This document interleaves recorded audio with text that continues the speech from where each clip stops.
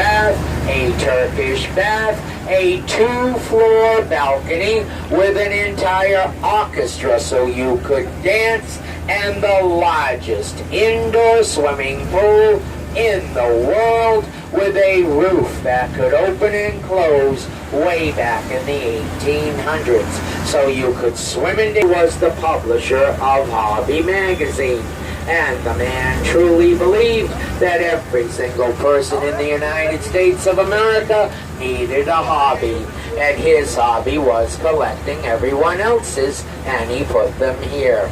Now, if this is going to be your stop, please wait till I come to a full and complete stop and ring the bell, exiting backwards like you're getting down a ladder, hanging on to the handrails and the uprights, and it's going to be to the left-hand side of the trolley only, please. Left-hand side of the trolley only.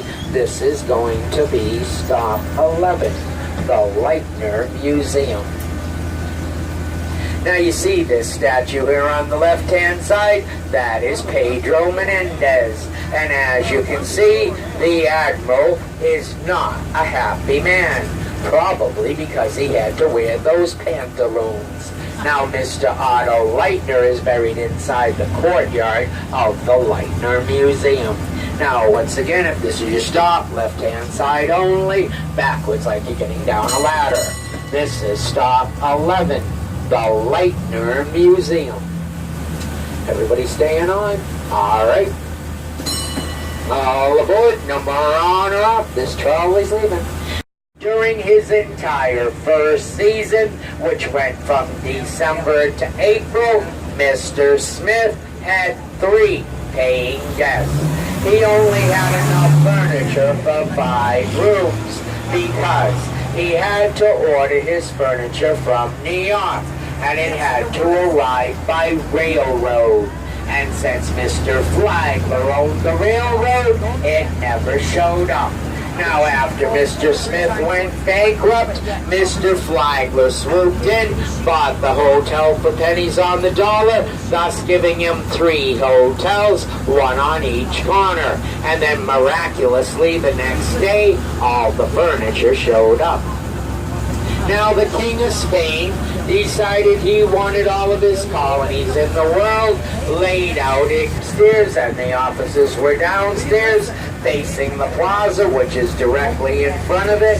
He wanted the Catholic Church's doors to open onto the plaza, which they do across the street, the Cathedral Basilica, and he wanted a marketplace on the end of the plaza, which is here on the left.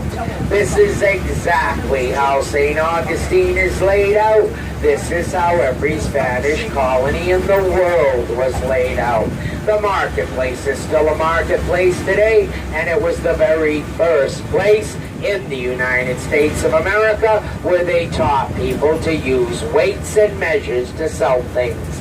Now, as we round this corner, if you look to the right-hand side of the trolley, they are, I'm gonna conquer them. He was a feisty little guy. Now we're heading for stop 15, the Cathedral Basilica and the top of St. George's Street. This was named a minor basilica by Pope Paul VI for its significance in history as being the very first Catholic diocese in the United States of America.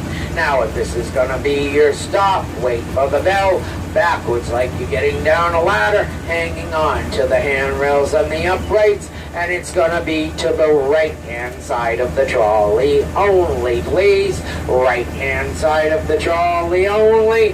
This is going to be stop 15, the Cathedral Basilica and the top of St. George's Street. All right, for everyone just getting on, my name is Rich, and I'll be your conductor for this tour.